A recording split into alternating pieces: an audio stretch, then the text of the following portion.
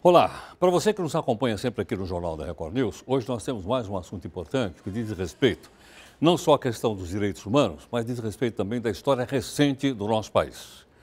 O secretário de Direitos Humanos da Prefeitura de São Paulo, Felipe de Paula, está aqui conosco. Felipe, boa noite, bem-vindo. Muito obrigado pela participação aqui no jornal. Felipe, aquela história chamada de as ossadas de perus que foram encontradas numa época e se atribui aquelas mortes ao período da ditadura militar brasileira. Em que pé está a tentativa de encontrar, né, a identidade daquelas ossadas que foram descobertas? Primeiro, essa chamada vala de perus, que foi encontrada no cemitério de Perus em 1990, contava com mais ou menos 1.050 ossadas. Foi, de fato, um escândalo à época. E depois de um primeiro trabalho feito ainda na prefeitura da Luiza Erundina, esse trabalho ficou parado por quase 20 anos. E no começo da gestão de 2013, da gestão do prefeito Fernando Haddad, uma comissão dos familiares trouxeram novamente o problema, colocando que isso de fato precisaria andar, porque isso era um respeito não só às famílias, mas também à história do país. A gente precisa saber o que aconteceu para que atrocidades não se repitam. Esse trabalho foi retomado, então, foi assumido um compromisso de retomar esse trabalho e a partir de 2014 foi feito um grupo de trabalho que é tripartite, Prefeitura de São Paulo, pela Secretaria de Direitos Humanos, a Unifesp e também a Comissão... Que é a Universidade Federal de São Paulo? Exatamente, a Universidade Federal de São Paulo e a Comissão Especial sobre Mortes e Desaparecidos Políticos do Governo Federal, criada por lei em 1995. A partir daí foi retomado o trabalho, a Secretaria Municipal de Direitos Humanos trasladou essas ossadas que estavam no cemitério do Araçá para um novo espaço, que é um espaço que a Unifesp está constituindo, que é o CAAF, que é um Centro de Arqueologia e Antropologia Forense, e que vai ser o primeiro centro universitário voltado a esse tipo de trabalho. E a partir daí, então, todas essas caixas aí com 1.049 ossadas ou 1.051, depende do resultado final e dos levantamentos, têm sido limpas, reavaliadas para que essa identificação possa de fato ocorrer. Agora, Felipe, eu me lembro que esteve aqui há algum tempo a reitora da universidade comentando, inclusive, os trabalhos que estavam sendo feitos. Né? Esses trabalhos prosseguiram, há algum resultado? A sociedade pode se inteirar disso? Importante. Primeiro, das 1.050 caixas, algo em torno de 550 já foram identificadas, já foram limpas, então o trabalho está hoje na metade. O laboratório está pronto, então o CAAF hoje está pronto, mas de fato é um processo que, portanto, demanda uma série de recursos, tanto recursos municipais quanto recursos especialmente federais, seja do MEC para que a Unifesp consiga manter o prédio, manter os seus funcionários, seja do Ministério da Justiça e da Cidadania, para que os peritos possam vir, para que o trabalho dos arqueólogos, dos antropólogos continue. Então esse trabalho hoje está andando bem, mas precisa de um apoio, de um recurso, para que ele não pare em 2017. Mas há ameaça desse recurso, não? Você mudou o governo, vamos falar claramente, mudou o governo. Saiu o governo da presidente Dilma e entrou o governo Temer. Vocês temem que com isso essas verbas parem ou não?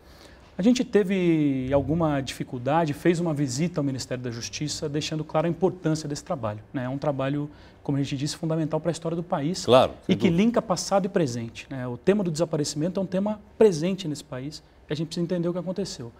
A gente foi bem atendido, mas de fato a Comissão Especial de Mortos e Desaparecidos não tem orçamento próprio, o que seria importante para o país, que essa comissão tivesse um orçamento próprio. Do ponto de vista da Prefeitura, a gente, por orçamento do ano que vem, previu dobrar o investimento municipal que é colocado nesse processo. Há sim um risco, porque grande parte dos contratos dos peritos acaba agora em janeiro, de você ter um intervalo sem funcionar. Para a gente isso é muito ruim, para as famílias isso é muito ruim, são décadas de espera por essa identificação. Então a gente de fato tem feito conversas, uma gestão importante aqui de apelo para que esses recursos saiam, para que a gente tenha de fato... E o trabalho não seja interrompido. Exatamente. Agora, desses 500 e tantos que já foram identificados, tem identificação aqui, através do DNA? Primeiro é feita uma separação dessas ossadas, porque de fato eu tenho caixas, que supostamente cada caixa teria uma ossada, mas isso não necessariamente é verdade, então há um trabalho minucioso de separação, seleção e limpeza. Sei. A partir daí as famílias têm sido chamadas a coletar DNA e também, claro, trazer as informações pretéritas. As famílias de pessoas que tiveram presos... Políticos desaparecidos. Exatamente. Tá. Importante Quantas dizer, são? Desculpa. Felipe. Hoje eu tenho 42 famílias envolvidas 42, nesse processo, sendo 39 de desaparecidos políticos e 3 famílias que tiveram pessoas que desapareceram naquela época, que não necessariamente tinham vinculação com a disputa política do momento, mas que são cidadãos, cidadãs, familiares que também precisam saber do paradeiro dos seus familiares. Isso é importante dizer, houve uma decisão técnica no passado de identificar todas as ossadas. Então, todas as ossadas vão ser identificadas. Agora, quando começou essa identificação, quem é que era o responsável? Era o Instituto Médico Legal? Instituto Médico Legal. Por isso é que as ossadas estavam no Araçá aguardando essa identificação. Elas ficaram paradas. Eles pararam? Houve em algum momento um acordo, uma tentativa de trabalho com a Unicamp, que não foi frutífera no passado, e essa ossada ficou parada no Araçá. Foi muito importante recuperar essas ossadas e colocá-las num lugar de fato conservado, né, para que a gente não perca informações. Então, esse trabalho de retomada que a Prefeitura tocou junto com a Unifesp, com a Comissão de Mortos Desaparecidos, fez muita diferença. A gente corria risco de perder esse material e perder a história do país. Agora, um trabalho desse contínuo, sem parar por algum motivo de ordem política ou de falta de verba, quanto tempo ele levaria ainda na frente para a gente ter um resultado e saber exatamente quem eram essas pessoas? Claro. A gente avalia que se tivesse um fluxo contínuo de orçamento, um trabalho no ritmo que estava, com a quantidade de profissionais que a gente tinha, em 1 ano e meio seria possível chegar a um resultado final, o que significa todas as ossadas identificadas, separadas, não significa identificar todas essas 1.000 ossadas, porque eu dependo, claro, dos familiares. Agora, dessas pessoas que ofereceram o seu DNA, já foi identificada alguma? Não, ainda não. Ainda não? Quer dizer, na metade que já foi realizada, o DNA não coincidia com as das famílias? Embora a gente tenha 3 casos que a gente tem uma alta probabilidade já de descobrir essas pessoas. São pessoas que foram enterradas no primeiro momento em Perus, foram exumadas e o novo enterramento, a reinhumação, como se diz, não está detectada nos documentos do cemitério de Perus. Então, muito provavelmente, essas pessoas estão na vala. Então, já tem 3 nomes aí que possivelmente a gente consegue identificar. O importante é ter essas 1.050 ossadas limpas, definidas, coletadas, catalogadas, para que a gente possa fazer um trabalho a partir daí. É um trabalho lento, mas que faz muita diferença para a nossa história. Essas ossadas estavam no cemitério de Perus? Estavam em 1990 no cemitério de Perus. Quando foi descoberto? Exatamente. No cemitério de Perus? No cemitério de Perus. Fizeram uma vala comum dentro do cemitério? Exatamente, exatamente. Estranho, né? Estranho, de fato sinaliza e é importante até dizer, a Comissão da Memória e Verdade Municipal, que foi criada também nessa gestão e que está agora entregando seus trabalhos, né, no final desse mês, detectou e está buscando exatamente detectar como que o poder público municipal participou da ditadura de alguma forma. Então, eventualmente, fazendo essas exumações e alterando registros. Então, a comissão vai entregar os seus trabalhos agora no próximo mês e é muito importante saber como é que a prefeitura e como é que agentes públicos municipais auxiliaram esse trabalho de esconder, tentar esconder, exatamente. Né? Tentar, porque acabou sendo descoberto. Exato, ainda bem, né? Agora, para a gente é muito importante o trabalho da coordenação de memória e verdade, vem um pouco nessa linha, é fazer de fato a relação entre passado e presente. É muito importante a gente trabalhar o tema do desaparecimento. O desaparecimento é tema cotidiano na cidade de São Paulo. E é uma coisa inaceitável, né? Exatamente. É uma coisa inaceitável. Absolutamente inaceitável e a gente tem que trabalhar forte para que isso não aconteça mais. Sem dúvida alguma. Agora, há algum impedimento ou não? De seguir nesse trabalho? De seguir nesse trabalho?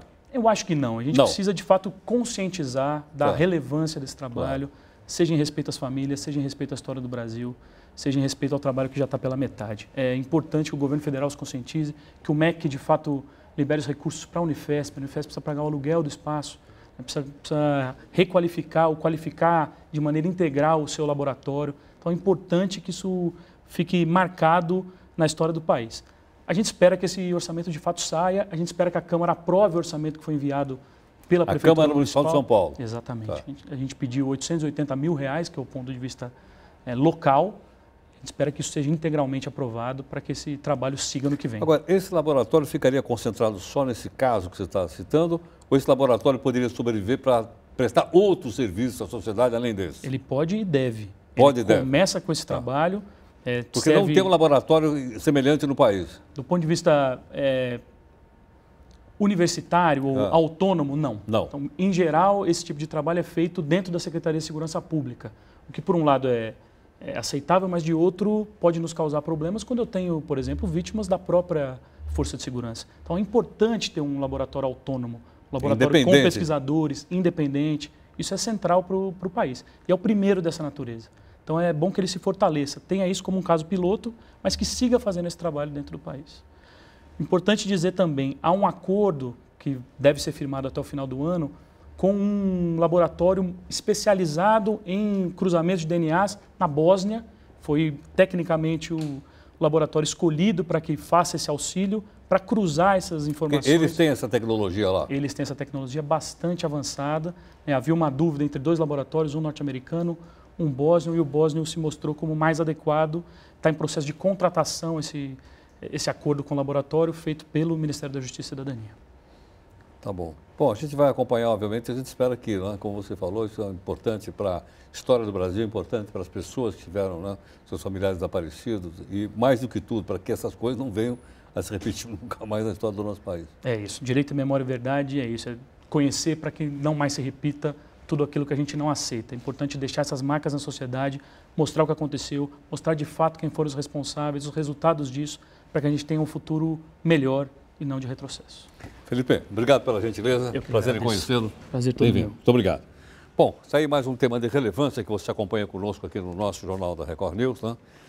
Haja vista que nós acompanhamos também as comissões da verdade, todas elas, inclusive a Comissão da Verdade Nacional, que vieram aqui e trouxeram informações importantes. Enfim, para que a gente possa entender o passado do nosso país, a história recente do nosso país, e como o Felipe acabou de dizer, para que a gente não repita mais as barbaridades que aconteceram no passado recente do nosso país. Vamos ao intervalo, a gente volta já já.